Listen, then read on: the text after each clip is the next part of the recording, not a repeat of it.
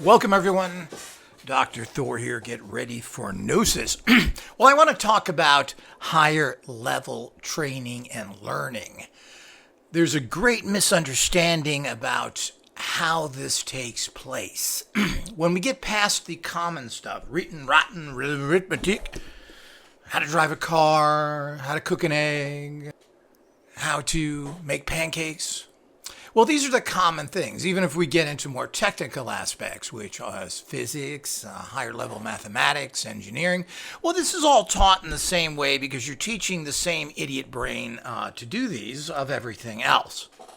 Now, when we talk about real training to reach levels of extreme abilities, high levels of empowerment, etc. Well, things change radically of the way you learn. And this is one of the major problems and one of the faults that people using alternative technologies, working from the higher self, called the bioconsciousness, psychic powers, that terrible word, that we have out there.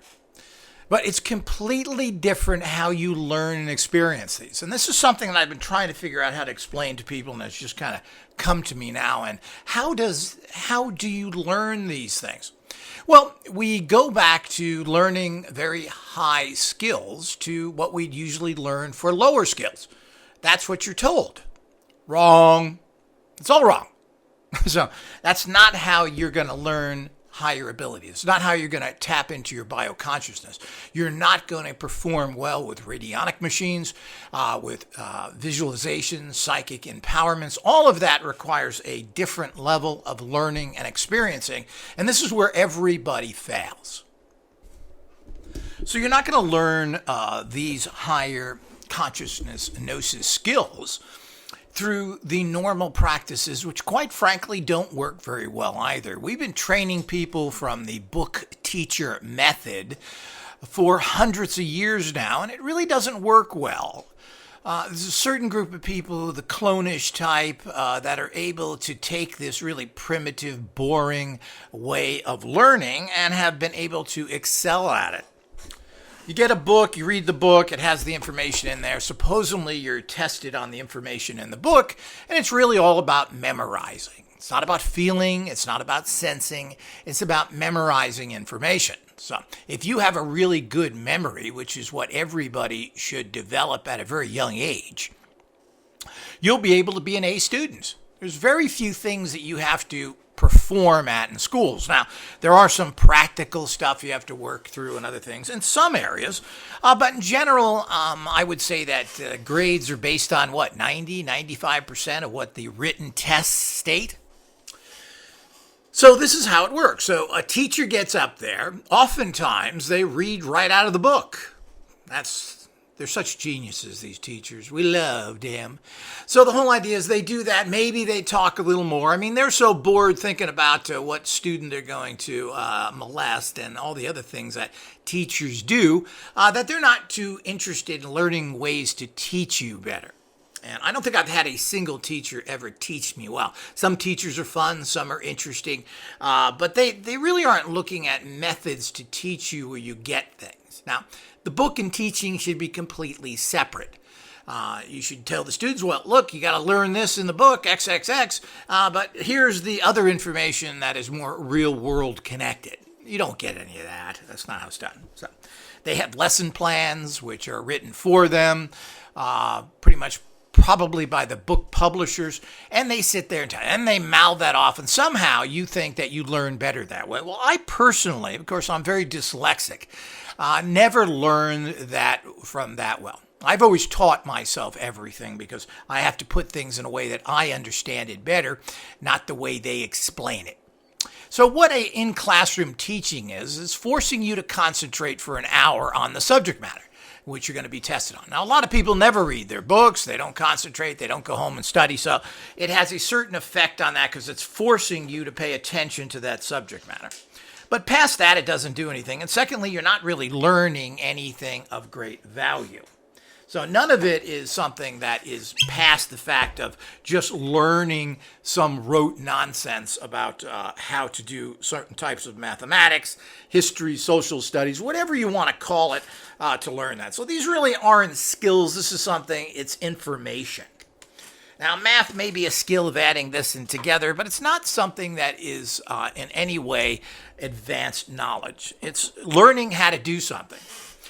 Most highly educated people, physicists, scientists, mathematicians, tend to be pretty stupid people. And they're not really understanding the world in general in terms of how to do anything. They can add up equations, they can do other things, but they tend to be total bums and total incompetence at things. And I've done this myself, working with people when I used to work in the security industry, and they had these particular types of alarm systems, which you had to push buttons. I wouldn't even say their names, but noted politicians and even generals didn't know how to use their alarm system, how to push buttons.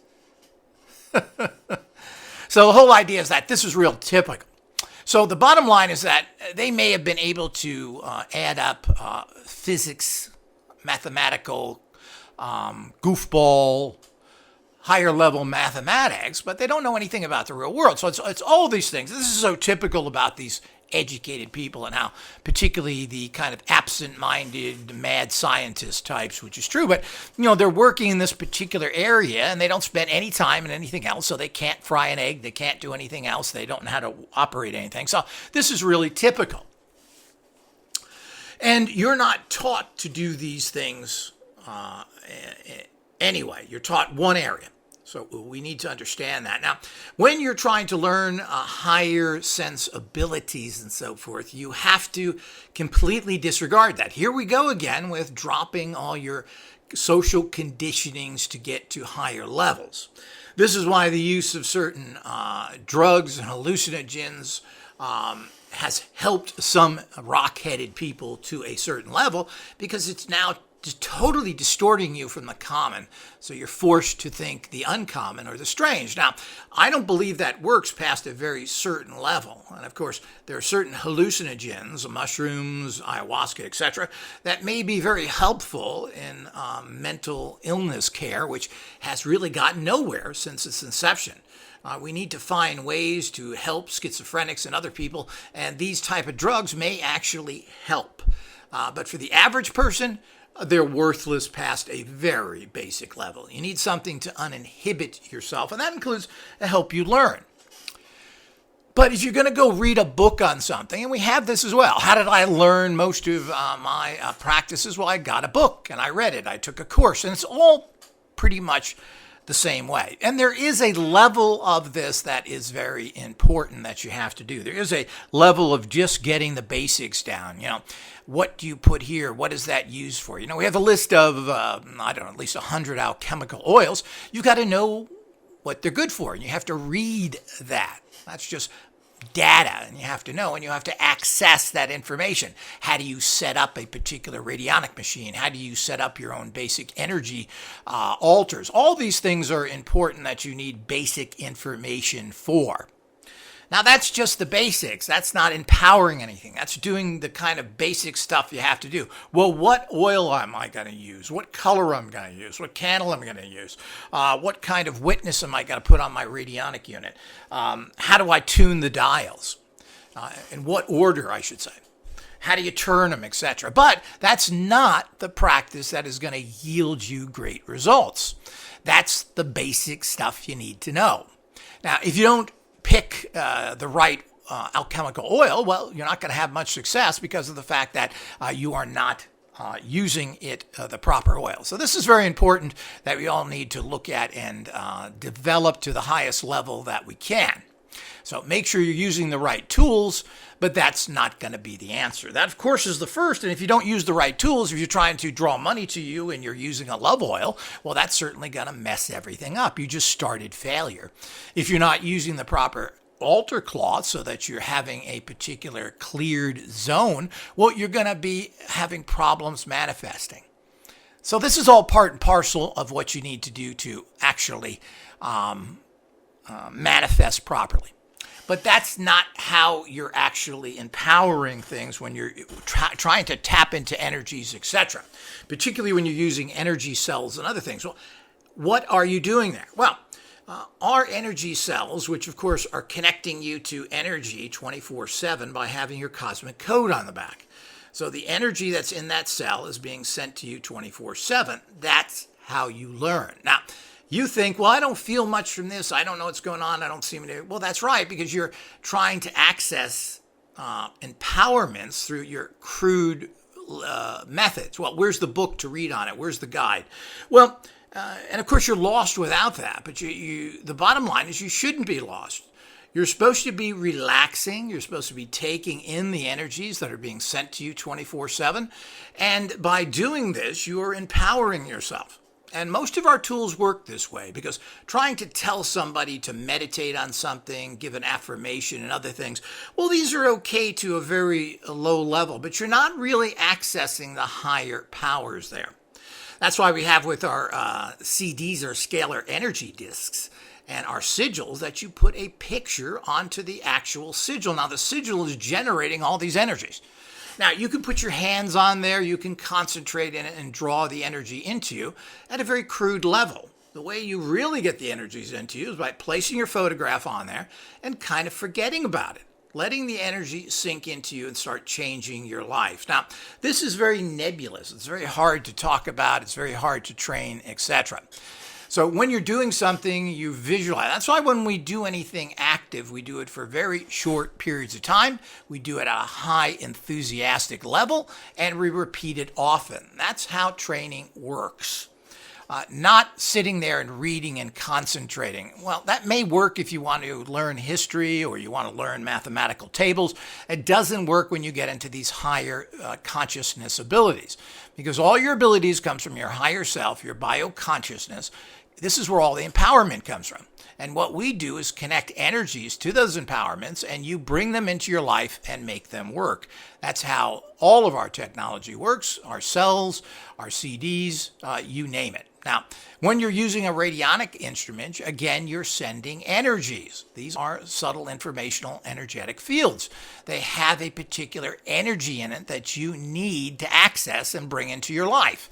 Let's say you need money. So you connect to that field and you bombard your etheric energy bodies with money, with money energy, which makes you a magnet for money. So opportunities come to you. And what's the other phase of that is that when they start to come to you, you have to be smart enough to notice it. When you're doing any kind of practices, you got to make sure you're highly alert. Nothing that happens once you start drawing energies to you, which, as I mentioned, is not a concentrative practice. It's allowing the energies to come to you. So it's not, what do I do? What do I know? None of that has to. You do the processes that you're given. You hold your amulet. You do visualizations. You wear the actual cell. It's all there. That's how it works.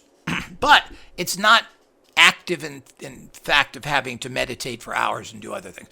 The energies come to you, how they manifest, depending on your own personal situation, could be very different ways. And a lot of things, particularly since most people get these tools because they are blocked, is going to come to you in a strange way.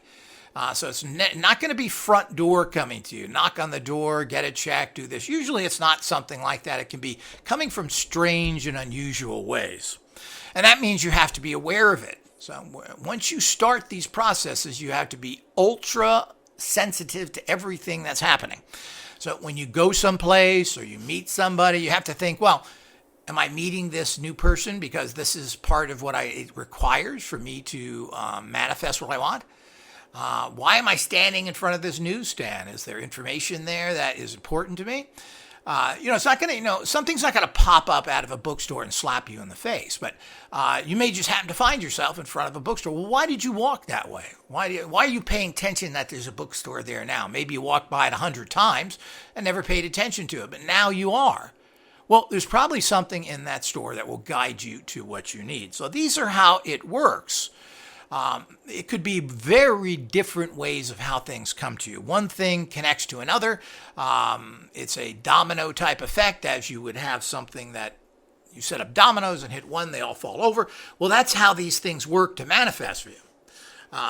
Things are not going to manifest for you sitting in your house as well. You've got to get out there and be active in whatever you're trying to manifest. Even if that means going on the net and just clicking around seeking information. When you're empowered, you'll find pages you never found. I have this all the time. I seek something and I don't even know how I get to some of these pages, but all of a sudden I find the information I've been seeking or it pops out at me. Very interesting. And this fills in a major aspect that I need to assist myself in my research and my manifesting. Well, this is how it all works. So nothing can be underestimated, and you have to be hypersensitive to what's happening to you. So who is talking to you now? What is going on? What are you seeing? Allow yourself to be directed in places you normally don't go or do, but it just happens to pop into your mind. So this is how manifestation works. But in terms of the training, so you get these signals, it's a very subtle training. We do this with particularly our books, which have some written information in it, which are good and direct you in where you should be going. And then there's the sigils that are in there. These are super empowered energies. Do you need to read words and have an affirmation? Bring me money, I am healthy, blah, blah.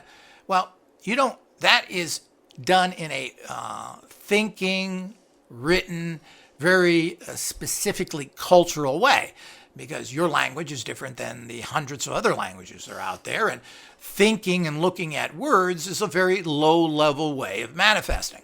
How do you get past that? How do you get huge? I'm talking about the kind of energies, the information that is in a sigil is enormous, because it's affecting all these different areas. So when you view a sigil and you're seeing something and it goes into your eyes, it goes directly into your brain, which then is spread in your consciousness, and there's colors and there's feelings that go with it.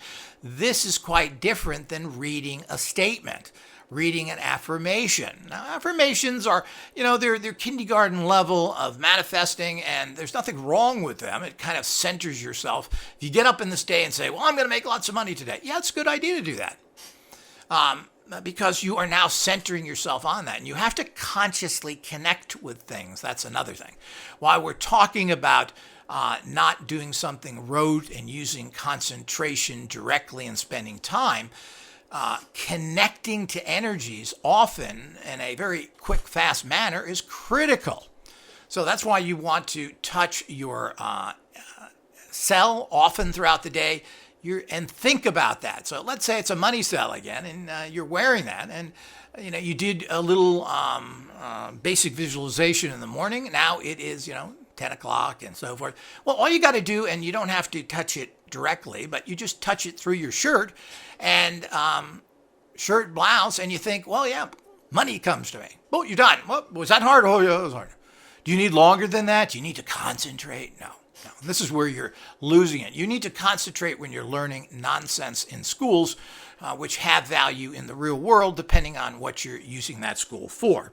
So obviously, if you need to learn something or a skill to take into the common world, you have to learn in the common way.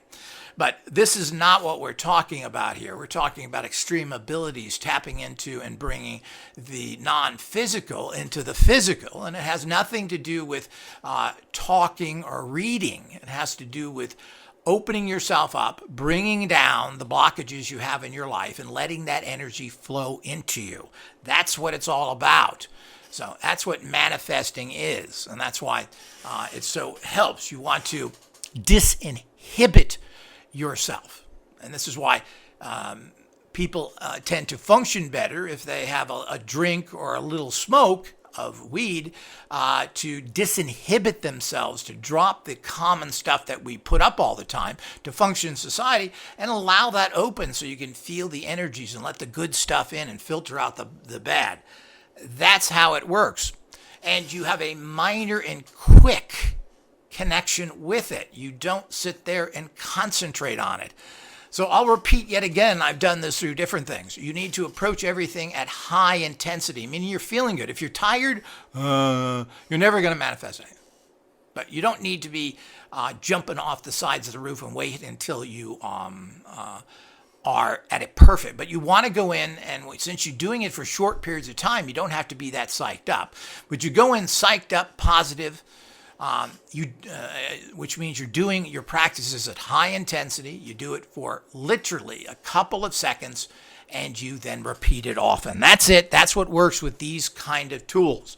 Now, generally, and that even works with regular learning, by the way, you can't do it for seconds, but if you want to learn something, you generally repeat it over and over again, but not sit there and spend an hour studying something. But if you want to know something, study it for 5 minutes or so, then stop, then go back in 20, 30 minutes. Study that same thing again when you're fresh and excited and not bored, and you'll find out you learn things much better that way. But when you're looking at these types of subtle energies and how they affect you, it's not something you make yourself do. You have to get it. You have to understand it. You have to drop those blockages in your life. You have to let things flow into you. You have to be accessible to the energy, which is awesome within our energy cells. You have to let that energy flow to you. It's not telling it to flow to you. It's not demanding it. It's not making it happen. These are all what you do with regular training. With this type of energy, you just become one with it. It empowers you, and then you go into the next phase I've just spoken about. Where is it going to come from? Well, you have to be open to it. Maybe you are told, all of a sudden it pops in your head, you're walking by a store and you see the lotto sign, scratchers. Well, you think that was an accident? Go in and buy a scratcher. And when you go in, do it in a deliberate manner. You want to find if they have rolls of scratchers. And it's not about, I want to make myself pick a winner. You just do it. You go over, there's a row of them. You don't think.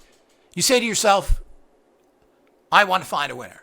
And then you just go up there and do it. Don't count, and it's part of 6, and 6 and 2 is 8, and 8 means you're going to fall off the ladder and hit your head. All these things mean absolutely nothing. Let it flow. Stop thinking. Stop letting your toxic mind come in there and tell you what to do. Flow with it. Every time I've achieved high levels manifesting or high level abilities, it just pops in your head. So it's not something you concentrate on. And see, why does that happen? Because what you've done is you've let down the barrier. You've disinhibited yourself. And by disinhibiting, taking away your inhibitions, you're allowing the pure energy to come to you. When you don't do that, your mind filters it. And the one thing you can guarantee your mind's going to do is give you the wrong answer all the time. That's how the mind works. It's just as simple as that. So we have to be very careful not to bring the toxic mind in. The mind is for work, cleaning, cooking, all the other stuff you do. It is not going to bring you up to high levels of anything. That's where your consciousness comes in. And even if you are a highly trained, highly educated, highly skilled, whatever it may be that you have, your mind is not going to guide you to the best opportunities. What's going to guide you to the best opportunities is going to be the actual inner magical being, your higher self, your bioconsciousness. This is going to guide you to the answers. Even if you have real world skills, it's not going to come from your mind. Your mind gives you wrong information because it doesn't know anything. It's been programmed. It follows what has been told it to do. So you generally get poor results if you're going to think about it and plan the best way to do it. Generally, you have to let it happen. You have to let your higher self, which knows everything, empower you to the higher levels. So when you're trying to read something or see something or remote view, it's not about concentrating. It's about letting it happen. What do you see? Do you concentrate when you look at, let's see, television? Well, I got to stare at the television. I got to make the pictures show, and I got to make a move. Well, that's ridiculous. When you look at television, you just kind of absorb what is there. And that's exactly what you're doing in your higher self-consciousness state. It just happens. What pictures are they showing you? Where are you being guided? It's not an active role. It's an inactive role, except for the fact that you have to understand what's happening and you have to follow what they're telling you. Life is complicated. You're not going to get a big raise at work. You're not going to have things come to you straight. Even if you get a better job, it's most likely not going to be. Things are going to come in odd ways. You're going to get opportunities for bigger and better jobs. They're just going to come to you. You're not going to force it. I mean, you still have to go through the motions, but there's no way to force something like that. You kind of let it happen. And then you send out the energies. Of course, that's what you're using your cells for? Well, you're surrounding yourself with success energies. It's very difficult to say that I want this. Now, you always do that. Everybody tries that. I do it myself. I need X results. But what you're basically trying to do here is get results that have a similar effect or the exact effect that you want, but maybe not in the exact manner, meaning you see yourself walking step by step to do something. Well, that may not be possible. It has to be some sort of different or backdoor way of manifesting. And you have to let empowerments or thing come to you, or even taking of power and everything else. It's not something you practice per se. Now, in the our mind gym, we have practices you do. Well, this opens up energy flows. So it's not like making something happen. You're just stimulating the energies flowing in you, so you open up those areas to manifest for you. When you center yourself, you're putting yourself in a neutral position. What does that mean? Well, you remove blockages. You've disinhibited yourself. So since you're uninhibited, you can then look at things completely different. That's generally what people do when they take marijuana and alcohol to the right extent, is that they've dropped their social conditioning and they're thinking differently. They're allowing new information in. They're allowing new energies in, and this changes your life. If you take too strong of a drugs, you then create fantasies, which is what people who use ayahuasca and other things do. You're creating a fantasy world past a certain level. So once you get past the disinhibiting, once you get past that level, you're creating fantasies. Alcohol, you're creating stupidity. Well, I'm going to be the strongest guy in the world. I'm going to make millions. Well, this is what happens when you get too drunk and then you are living in a fantasy world again. So you're using something as a disinhibitor. And these things are very important to a degree. And if you don't use them to a small and controlled degree, it's very difficult to alter your consciousness. And I've tried this for some time now, and I find that, a little shot of this really does help me think differently, quickly, and at higher levels. More makes me stupid. So you've got to be very careful. But see, that's a different way of learning. When you use something that uninhibits you, then what happens is that at a certain level, as you make major strides, past that, you just do dumb things. So you have to be careful of that. And it does help, and it's difficult to repeat that. But if you're centered enough, if you've activated your power centers by doing the gym practices, you're going to find out major results come to you because you've done that. That's the key to everything. Once you get to that stage and then you use an empowered product like our energy cells, our manifesting energy cells, the MEC-TEC, well, you manifest strong and quickly. But when you try and just use the cells like most people do, yes, people get results. But it's the hard way to do it, kind of, because you're working on it right away. Don't give me anything, I just want to manifest right away. I was like that when I was young as well. But the bottom line is that everything requires practice and conditioning. There's nothing you do at the highest level to start off with. You build up to that. You don't become great at anything by just jumping in and doing it. You have to learn the foundations and the skills. When you have that, well, the world is your oyster, and it isn't costly. It isn't difficult, and I make everything lots of fun to do. Fun, exciting, you're guided, you're connected to an energy of the organization and all the great positive manifesting energy. Well, how are you going to connect to that? Well, having a cell is good, but going through the training, listening to the audios, becoming part of Patreon connects you to a huge energy source you'll find nowhere else. These are all the keys, people. Hope everyone's got it. Until next time.